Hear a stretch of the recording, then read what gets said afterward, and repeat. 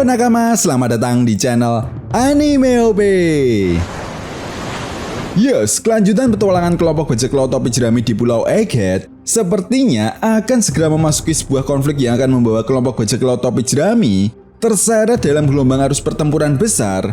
Yap, tentu saja pertarungan Luffy versus Rob Lucci menjadi sebuah bukti nyata. Cepat atau lambat, kelompok bajak laut topi jerami benar-benar akan menjadi target utama dari pihak pemerintah dunia dan juga angkatan laut. Apalagi menurut informasi terbaru bocoran manga One Piece chapter 1069 yang diberikan oleh Redon, Admiral Kizaru dikatakan telah menuju ke Pulau Egghead. Tentu saja ini akan menjadi sebuah kejutan bagi kelompok bajak laut topi jerami. Yap, setelah sebelumnya Kizaru ditolak oleh Akainu untuk pergi ke negeri Wano, kali ini Kizaru diam-diam tanpa seizin Sakazuki Akainu memutuskan untuk pergi ke Pulau Egghead.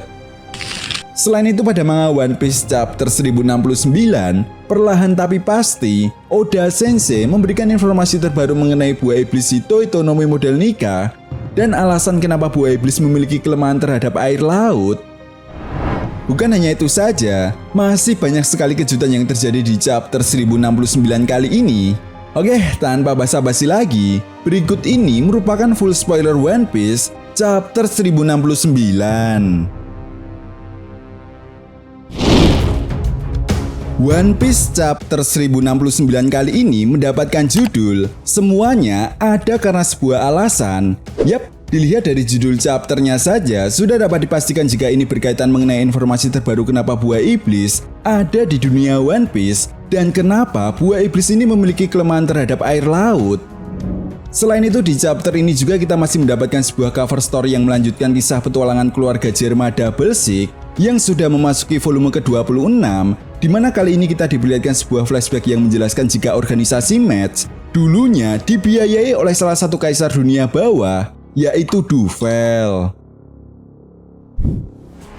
Masuk pada inti cerita, di awal chapter memperlihatkan kelanjutan pertemuan Luffy dan Rob Lucci. Di sini, agent CP0 yaitu Kaku dan Stacy mengatakan kepada Rob Lucci bahwa mereka perlu mendapatkan izin terlebih dahulu untuk bertarung melawan seorang Yonko.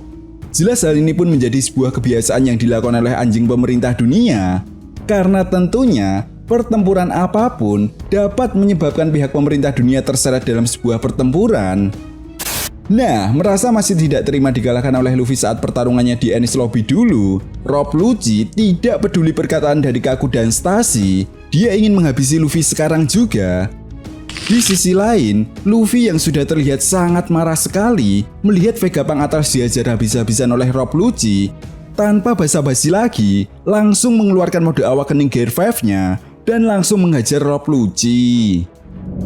Kemudian scene pun berganti dan membawa kita ke New Marineford. Nah, di sini kita diperlihatkan Sakazuki Akainu yang terlihat sangat marah karena Kizaru pergi ke Pulau Egghead tanpa seizin dirinya. Setelah itu scene pun kembali menuju ke Pulau Egghead dan langsung memperlihatkan pertarungan Luffy versus Rob Lucci. Rob Lucci kemudian menggunakan awakeningnya dan menghindari serangan Luffy. Yap, tentunya ini sangat menarik sekaligus menjadi informasi baru jika kekuatan buah iblis Zoan milik Rob Lucci sudah berada di titik awakening. Nah, di sini kita pun diperlihatkan wujud awakening Rob Lucci yang terlihat mengeluarkan asap atau uap hitam di sekitar tubuhnya. Bentuk awakening Zoan Rob Lucci ini pun menjadi lebih besar dan terlihat ramping. Di saat yang bersamaan, kita pun diperlihatkan kemunculan Sentomaru dengan 3 Seraphim. Dan di momen ini juga, kita mendapatkan informasi baru bahwa Seraphim hanya bisa dikendalikan secara langsung dan hanya ada beberapa pihak atau orang saja yang memiliki akses untuk mengendalikan para Seraphim, yaitu Gorosei, Vegapunk, Sentomaru, dan yang terakhir, orang yang memegang sebuah chip dari pihak pemerintah dunia. Namun karena Sentomaru ini memiliki level akses yang lebih tinggi daripada sebuah chip yang saat ini dipegang oleh CP0, maka Sentomaru dapat memerintahkan Seraphim Kuma untuk menyerang para agen CP0 tersebut. Sementara itu, Jinbe dan Chopper pergi membawa Jawori Bunny dan berpapasan dengan Seraphim Jinbe. Jelas hal ini pun membuat Jinbe sangat terkejut melihat Seraphim tersebut memiliki wujud yang sama dengan dirinya ketika masih kecil dulu. Panel pun kemudian membawa kita masuk ke dalam ruang kontrol laboratorium milik Dr. Vegapunk. Di sini kita diperlihatkan kelompok dari Sanji yang sedang melihat pertarungan Luffy versus Rob Lucci dari sebuah monitor. Tentu saja hal ini membuat mereka semua sangat penasaran dengan wujud perubahan Luffy tersebut. Namun tiba-tiba mereka dikejutkan dengan kehadiran Dr. Vegapunk. Jelas kehadiran Dr. Vegapunk ini pun membuat Franky sangat senang sekali. Kemudian Dr. Vegapunk langsung menanyakan kepada Nami apa buah iblis yang dimiliki oleh Luffy. Nami pun kemudian menjawab bahwa itu adalah buah iblis Gomu Gomu no Mi. Tetapi Dr. Vegapunk langsung membantahnya dengan mengatakan bahwa buah iblis Gomu Gomu no Mi tidak ada di buku ensiklopedia buah iblis. Dr. Vegapunk kemudian mengatakan bahwa itu adalah buah iblis Hitoi no Mi model Nika.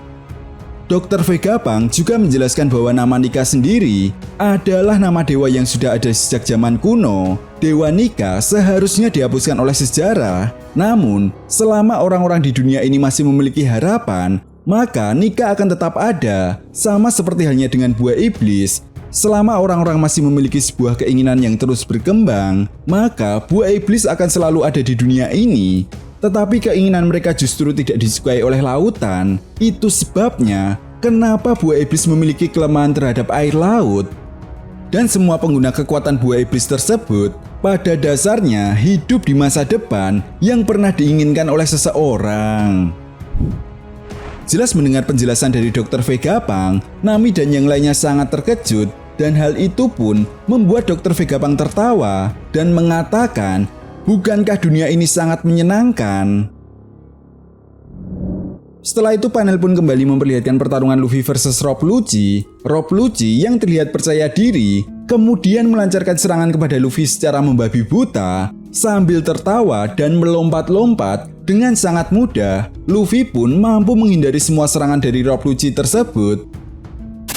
Di saat yang bersamaan, sambil tertawa lagi, Luffy menggunakan teknik Gomu Gomu no Mogura yang berefek mengubah tanah di sekitarnya menjadi karet dan memunculkan serangan tinju dari berbagai tempat yang menyebabkan Rob Lucci langsung tidak berdaya. Nah, di akhir chapter, Luffy pun bertemu dengan Sentomaru dan menyapanya dengan sangat ramah. Sentomaru kemudian mengatakan kepada Luffy untuk segera membawa Dr. Vegapunk keluar dari Pulau Egghead. Sentomaru merasa berhutang budi kepada Dr. Vegapunk karena telah dirawat oleh Dr. Vegapunk sejak masih kecil dulu, sehingga dia terbebas dari kemiskinan. Itu sebabnya saat ini dia ingin melawan CP0 untuk melindungi Dr. Vegapunk.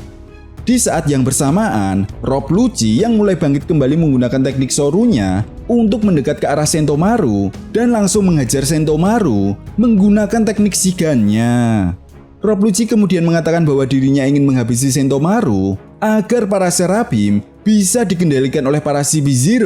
Di sisi lain, Luffy yang melihat Sentomaru terluka parah membuat Luffy sangat marah dan bersiap untuk menghajar Rob Lucci kembali. Well, lalu apakah Rob Lucci benar-benar akan selamat dari amarah Luffy ini?